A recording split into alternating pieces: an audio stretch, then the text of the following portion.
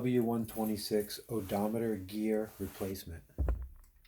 Take this plastic piece off. There's 4 screws, and then there's a little tab here you have to pry up in order to get the circuit board free. The gears that are going to be replaced are here on this side. These 3 gears. And to access them, you're going to have to remove this screw and this screw, and then you can pull up this clear plastic piece. Pull the gears off and remember which way they go on.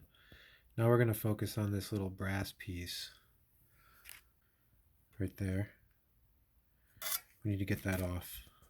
The trick to getting it off is you use a pair of pliers like this and squeeze it, not very hard at all, handshake tightness.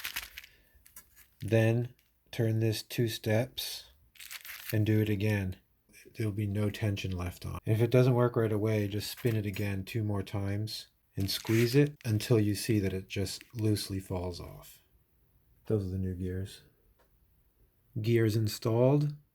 Note the order. In this gear here, make sure all the gears are in good contact with the other gears. And this one, you only need to go to where the shaft is flush and make sure that there's play in it. It has to be free. And then give it a spin and make everything moves nice and freely. After you install the clear cover, spin the gears again and make sure everything is still free. If you do this gear repair and your odometer is still not working, you're going to have to replace these 2 capacitors, and you'll have to desolder the board in 5 spots. Clean the inside glass with newspaper and window cleaner. Now it's time to install this section. You want to clean off the old grease that's on these cones and put some new synthetic lube. It needs to move freely. There's 2 contact points, this one and this one, that contact this metal bar. Make sure that's clean. The way to reinstall this is as follows.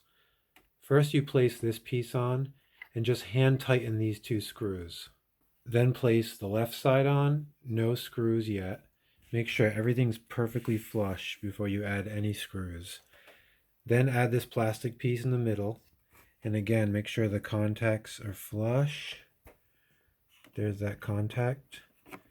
And everything should be set flush before you add any screws. Then once it's all flush, then you can add the screws.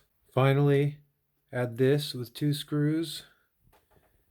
Add the potentiometer with 1 screw, and make sure when you put it in, the knob lines up with the knob here.